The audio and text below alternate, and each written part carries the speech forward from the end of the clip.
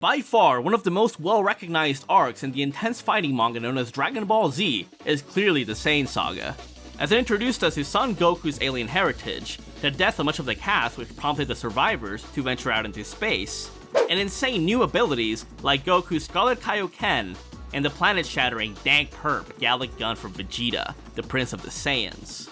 And since I greatly appreciate the series known as Yu Hakusho, whose cast eventually reaches planet-threatening levels of power as well, I thought that it would make for an interesting scenario if instead of facing the Z fighters, the Saiyans, Nappa and Vegeta, would be locked in a deathmatch against Team Urameshi, composed of the titular character, Yusuke, Kuwabara, his human rival, Hiei, a demonic swordsman who wields the Black Dragon Flame, and Kurama, the ancient Sly Fox with a diverse utility. So what would happen in this what if? Would the Spirit Detective and his squad be able to save the Earth, or would they fall just like many of the Z fighters before them? Without further ado, let's get right into it.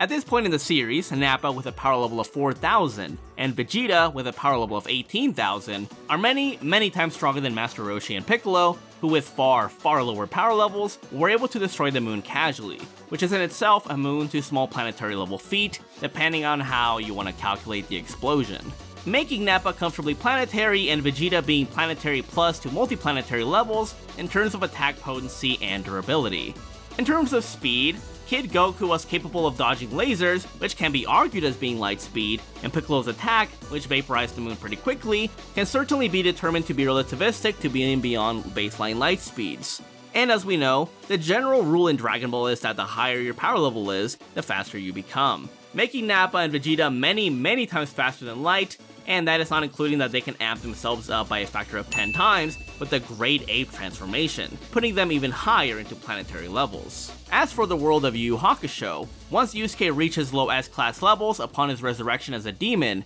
he keeps up with and eventually fades out Sensui, who while being heavily suppressed, stated that his power was too great for the human realm, which likely refers to the Earth itself. Genkai even implies that if Yusuke got tired of it all, he could just obliterate everything as well. Even if you don't want to buy that they could blow up the Earth at this point, they can at least endanger countries and entire continents. Yusuke, Hiei, and Kurama all reach high S-class status by the time the Three Kings arc tournament rolls around. Since Yusuke nearly stalemated Yomi with a demonic power level of 1.5 million, and Hiei matching up pretty well against Mukuro, it is quite clear that by the end of the series, these characters are dozens of times stronger than Hokushin, who with a power level of 36,000 was already superior to the Earth-threatening Sensui.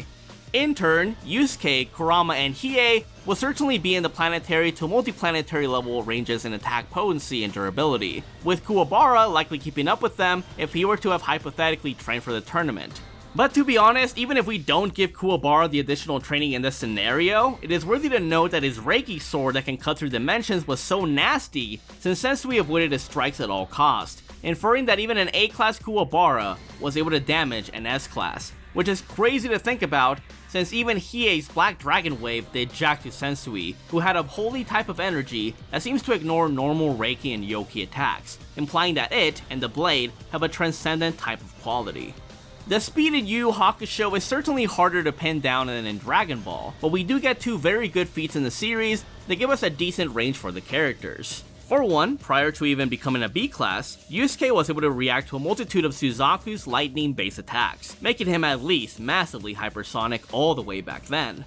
Although this one is a bit more iffy, Yusuke was able to keep up with Hiei, who could react to his spirit gun, which Yusuke believed would act like a ray of light, inferring that it behaves in a similar fashion, but I'll leave that up to you. Regardless, the Urameshi squad would likely be between light speeds and many times faster than light by the end of the series. I'd argue that even if they only reach faster than lightning speeds upon reaching Suzaku, Yusuke likely becomes hundreds to thousands of times faster by the time he fights Yomi, and that is not including that Hiei, and Kurama can transform or amp their power and speed furthermore. So now that we have gone over each character's stats, what would happen and what are the win cons for each team? First off, although Nappa would prove somewhat troubling, I believe that any member from Team Urameshi would be able to deal with him quite easily. And there's really no point in bringing the Cybermen into this since they're pretty fodder as well, but I suppose they could do some damage to Team Urameshi through a sneaky self-destruct. But I wouldn't put high confidence in them catching anyone off guard,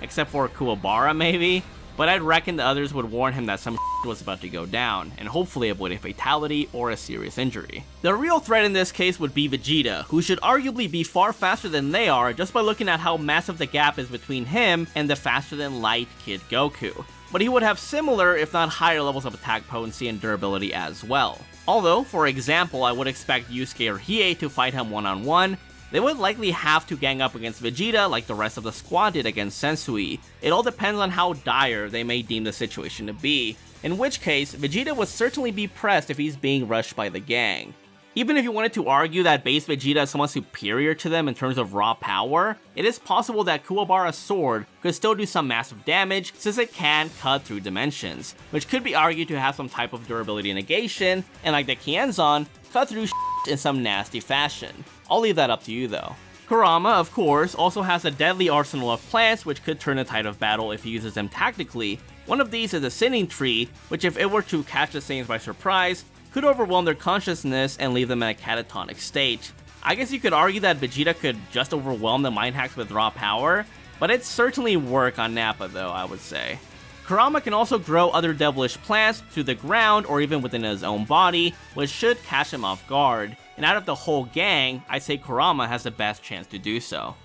Basically, I'd say the victory scenario for Team Urameshi is for Kuwabara and Hiei to try getting close to them and slashing them, Yusuke spamming spirit guns from a distance, and Kurama waiting for the right moment to lay down a trap and catch them by surprise. Although Vegeta is a prodigy in his own right and has been through his fair share of battles, I cannot see him outsmart the entire team forever, especially the 100-year-old Kurama and Yusuke who use tactics numerous times in their battles to get out of seemingly impossible situations. Not to mention that their team has much better stamina since Yusuke was able to fight Yomi for over 60 hours straight, so he could potentially outlast them if such a scenario occurred. However, it is worthy to note that even if the gang manages to land good hits on Vegeta, his durability and tenacity are insane, since he managed to endure several attacks that one would have probably not expected him to survive. So his durability would certainly drive the Urameshi team to their absolute limit to damage him. Now, the win con for the Saiyans would be for them to turn into Great Apes off the bat, giving Nappa a much better chance of surviving and killing someone on the Spirit Detectives team. Although I can see Vegeta take out several members of Team Urameshi in base, I cannot see him defeat the entire squad, likely forcing him to turn into a Great Ape. And if he's able to rain down enough hellfire on the team, he can likely win in that way. But if they manage to cut his tail fast enough and overwhelm him, then the tournament champions can still clutch up a win. But I guess that does bring into question if they would even know that that's like a Saiyan's weak spot, but I think they could figure something out quickly. Generally, I think it comes down to if Vegeta can do enough damage and avoid enough attacks before his stamina starts to wane, and at least take out most of the team. Or can the Urameshi team work well enough that they can outmaneuver Nappa easily and gang up on Vegeta before he turns into a Great Ape. And if the Saiyans do transform, then it'd be a wrap for the Urameshi squad then. In conclusion, I'd have to give the win to Team Urameshi with insane difficulty if they're fighting the base Saiyans, but I can see Vegeta defeat at least 2 to 3 of them before then. But do let me know what you think, thanks for watching, and please let me know if you'd like to see more Yu Hakusho or Dragon Ball Z content down the line. Peace out.